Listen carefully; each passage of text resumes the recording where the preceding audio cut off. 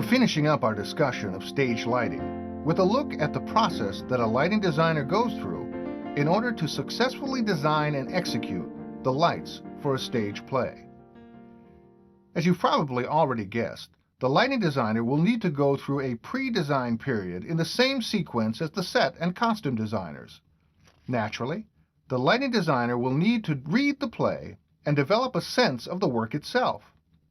Like the other designers, the lighting designers will begin the formulation of their response to the assigned play by reading the script and making notes as to the possible light cues. A light cue is a point in the play where a different lighting look will be required. Once the production meeting is over, the lighting designer begins to organize the technical and aesthetic requirements of the director's vision for the play. One of the important initial working drawings for the lighting designer is the lighting plot. The lighting plot is similar to the set designer's floor plan in that it is a scaled-down top view of the theater with the positions of the lighting instruments. The areas to which each instrument is assigned is listed on the plot with a template version of the instrument to be used. The plot also includes color medium to be used. Once again, like the set designer's floor plan, the lighting plot puts the lighting designer's artistic vision into practical application. The designer is able to determine how many instruments will be needed, where they will be hung, and at what angles they will need to be focused. The lighting plot serves as a master plan for the lighting designer. After he has completed this working drawing, he and his crew will go through the process of hanging. This is where the appropriate light, as scheduled on the lighting plot, is hung on a batten, pole, or electric. The proper color medium, or gel, is inserted. Once the instruments have been hung, they will be patched into the lighting board according to the requirements of the lighting plot. The process of patching can be done with switches or a switchboard-style configuration. Whatever method, patching is the process of hooking the appropriate light with the assigned dimmer.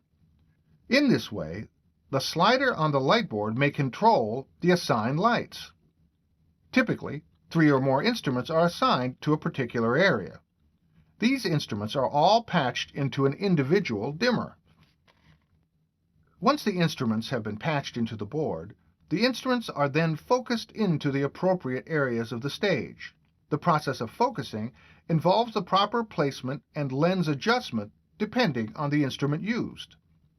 Each area of the stage are defined, and any blending or shuttering off of light spills will then occur.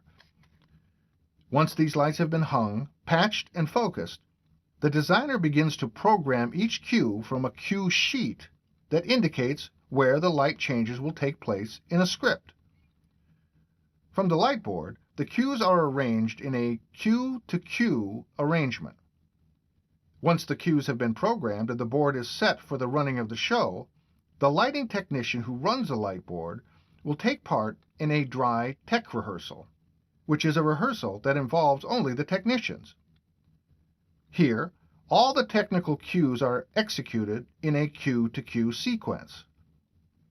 It is at this time that adjustments are made to the cues where necessary. During the wet tech, the cues are run with the action of the play and timed out so that the action on stage and the lighting cues are blended as part of the performance. Once the play opens, the stage manager will go through what is referred to as a light check prior to each performance to make sure that all of the instruments are operating properly. Once the play opens, however, the lighting designer's work, for the most part, is done. Well, there's lighting design from theory to execution. It's time to go to your task for this section.